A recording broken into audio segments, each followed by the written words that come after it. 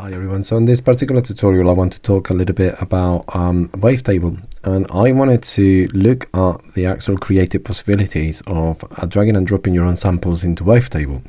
From experience, the best samples that actually work are those which are one-shots, meaning, you know, anything that's like a short sample, like kicks, bass sounds, potentially you can even explore things like snares, sound effects, and even some acoustic instruments as well can work quite nicely, like a flute one shot or little things like that.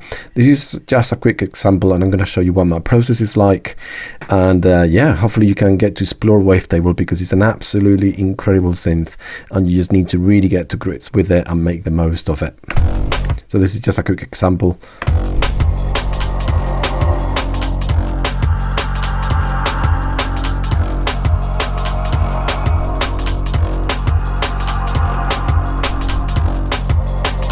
Cool. So as you can hear, the bass sound and the pad sound are both made with Wavetable. So there's a few hidden things in Wavetable that are worth noting.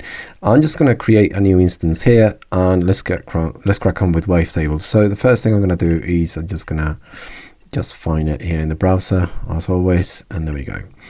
All right. So first things first is basically the best samples that work with Wavetable, as I said before, are one-shot type sounds. So best thing to do is just go over to samples and then use the tagger and then just go one shot, and potentially we can find different sounds here. I'm gonna go to Ableton, so it just only gives me anything that's one shot that's made by Ableton, right? And then I'm gonna go to drums and just go to kicks, because I want to create like a bass sound that could work with this track. And I mean, you get like the typical 808s and stuff like that as well, right? As you can hear. But I want something that's got like a distinct kind of sound to it. So, you know, potentially, I don't know, I'm just gonna maybe something that's a little bit abstract. Let's go. I'm just going to go into solid metal, and then all you have to do is just drag and drop it into Wavetable, and off you go. The reason why kicks work so well is because they've got like a defined transient at the start, as you can see here. And as you know, with Wavetable, what we're doing is we're taking the cycles of the sample, as I'm demonstrating here. So if you have a look at this kick, basically what he's taking is the beginning of the kick, creating a wave cycle, then extra bits around this kick. You can see there's a lot of movement within it, and the waveform changes quite a lot, and that's basically what we got here. Okay, and all those parts are loopable. So basically Wavetable synthesis is just sampling. Basically it's the same thing. So I'm just gonna solo this, and let's just maybe like create something that could work. At the moment it's going to sound quite boring, of course, because it's just that it's just looping only this section of that bass, of that kick actually, right? But let's just record something. I'm gonna just play along with the beat.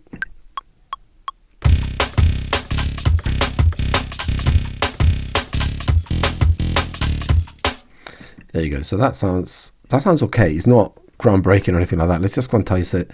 Let's get those notes sounding better.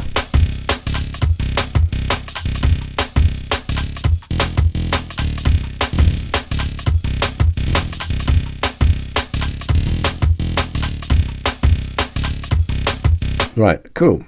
I want these notes to last all the way, so I'm just going to go into legato for all of them. Right, so Command and A to quantize, and then legato.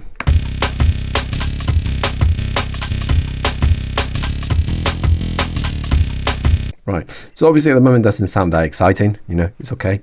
But the magic happens when you start adding movement, as you can see here, when you start adding movement into the Wavetable position here, right?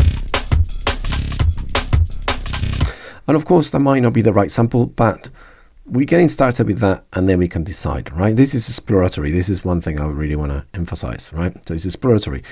From experience, the best envelope that you can use is envelope 2 for adding movement onto this, because you've got much more control than with an LFO, right? With an LFO, the only thing that you can really do is just change the rate, change the shape, and that's about it. But with this, we really can control the movement. We can like control the slope as well. We can make it linear, or we can bend it, and that's going to affect the movement of the of the wavetable position, right? So very, very cool to use the envelopes for this particular purpose. So again, it's easily done. Just go to matrix, oscillator 1 position, and then map it. And I do map it 100% because obviously we can always just adjust this, and basically we can change how the sample travels, right? So if we play around with that again, let's just solo the bass. Right, so you can start seeing some movement there.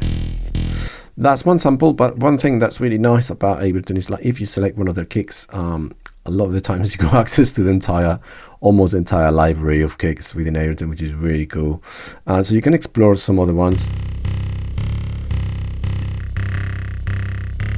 And the good thing about this is, like, no one else is going to have the exact same samples because you're basically just using a kick drum onto Wavetable. So you're not going through the default Wavetable wave shapes, but you're actually just dropping your own samples, which is much more exciting. Sometimes it's going to work well, sometimes it's just going to sound not right, but this is a trial, you know, it's like trial and error, that sort of thing, you know, like you just test it out a few times until eventually you find something that works for you. I quite like that, that's quite interesting. And remember, these are all kick sounds. I want something that's got a little bit more.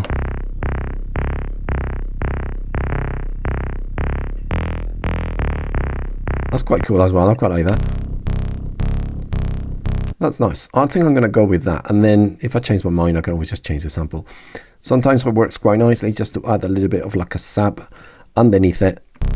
So I would just normally turn on the sab. Sometimes play around with turn it off and just play around with the tone to just give it a little bit more energy, and then just blend them together. And of course, bring the oscillator 1 a little bit quieter. There you go, right? And just to make it sound like it pops out even more, what we can do is we can even add like an OTT just to make everything sound in your face, right? A little bit more over the top, so we can hear all the movement, right? You can hear all the subtle noise in the background from the original sample, which is actually quite cool. It brings all the dirt, right? Generally, if I'm going to create a bass sound, I tend to boost a little bit of the lows, like that. And obviously you have to watch out for the output so you don't clip, etc. There you go. At the moment it's okay. I'm okay with the sound.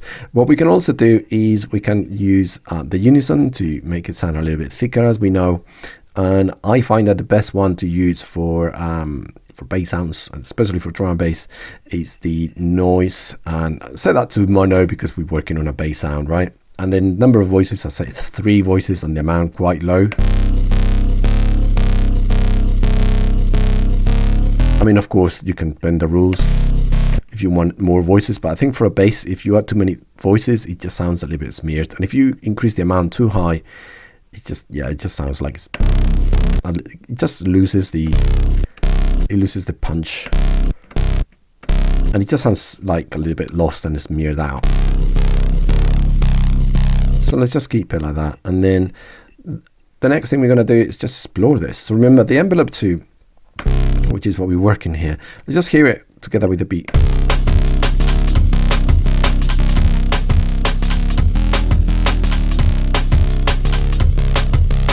Yeah, let's give it some more movement. And again, because we're using the envelope 2, it's worth just shifting this and just play around with the shape.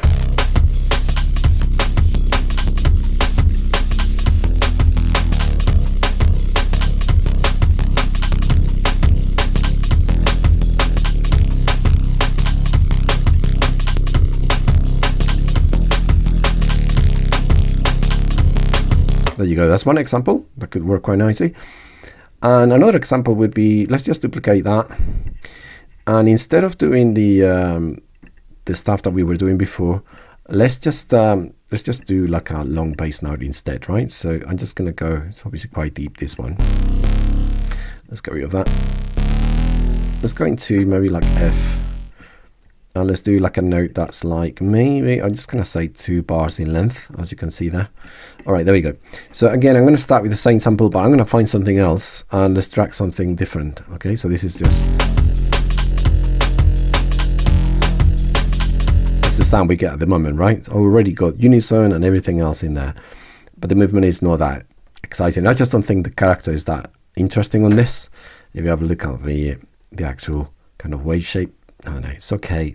I wish that they had like a little bit more flavor, more different shapes there. So let's maybe try a different one. Maybe that one could be interesting. That's actually perfect. That's perfect, really. Actually works really well for me. Again, remember that we can also do folding and all that stuff. Like, you know, sometimes I like to add FM. Folding, it's a little bit of a mess in all fairness, because it just adds too many harmonics. It just makes it sound nasal. You know what I mean? And warping, same kind of effect. I don't really like it. I mean, obviously it's entirely up to you. You can use the synthesizers as you like, but the one I find the most useful is FM, because it's just the nature of the sound. I tend to use the tune to 100%. You can try with less, like 50%. But I think I'm going to go 100%. It's really obvious. Right, and that can give it some flavor. So I'm going to do something else just with the FM amount here. I'll just use the envelope 3 just to give it some movement, right? Right, let's bring a little bit of amount so we can actually hear it. So I actually don't want it at the start because it's quite bright. I just want the FM to kind of come in a little bit later.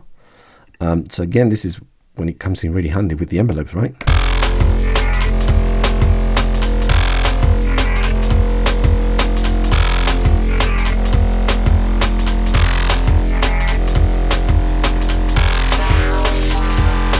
That's too much, I think, but let's just bring it down like this. And let's go to the matrix, make it 100%, so it really controls the amount of FM.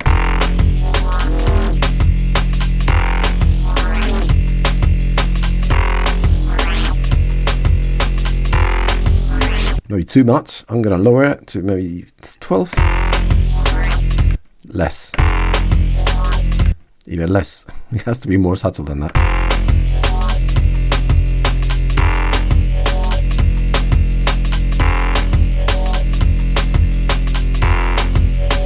There. That sounds cool. And again, you can always explore where you start on the waveform. Like maybe that's too bright, but if we go here, maybe that's a little bit more interesting.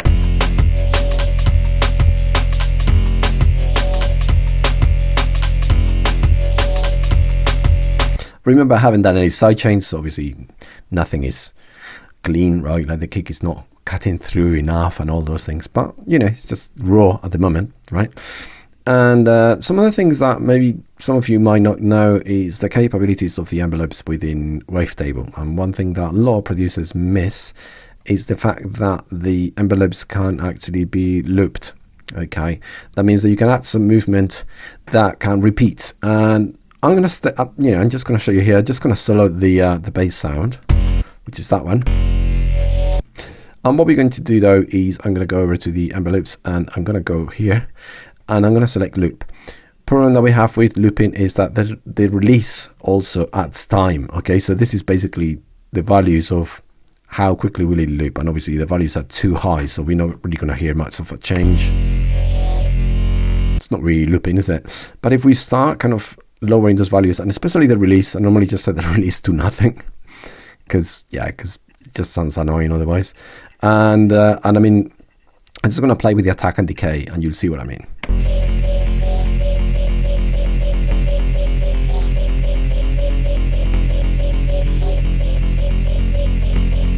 So depending on where you are, not only you are basically controlling where in the wavetable you're playing from, but also you're controlling the speed of the movement, right? So that's really cool.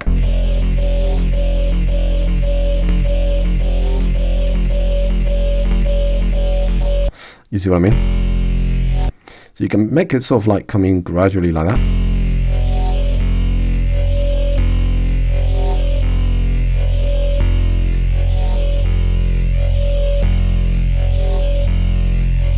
There you go. That sounds quite interesting too, isn't it?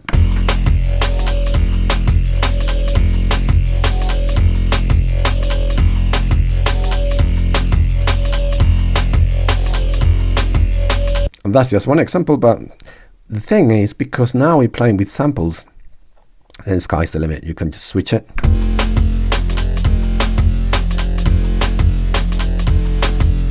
That could work quite nicely. Maybe the next one.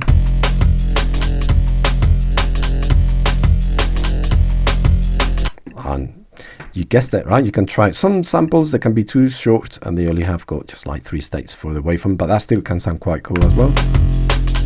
But again, it's very, very subtle. That's too bright. So sometimes when you have really bright sounds, they're just not really going to work for as a bass.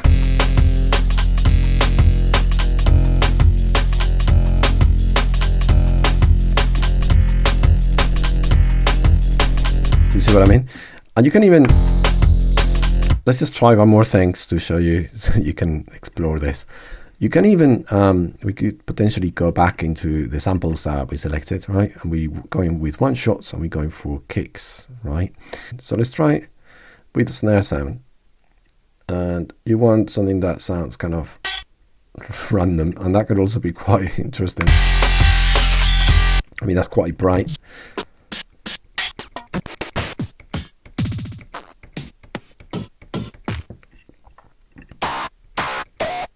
Oh, that's cool. Let's try that.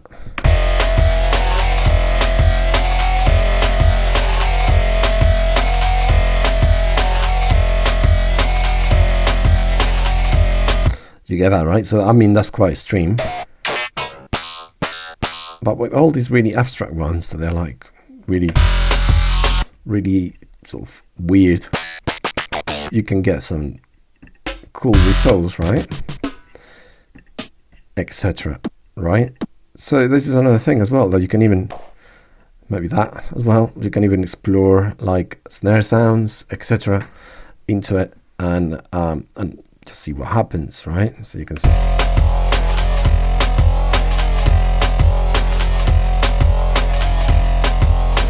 So that's quite cool as well. But I think for bass sounds, depending on the kind of flavor you're going for, kick sounds work best. Especially for the low end. Toms can work quite nicely as well. So let's try that.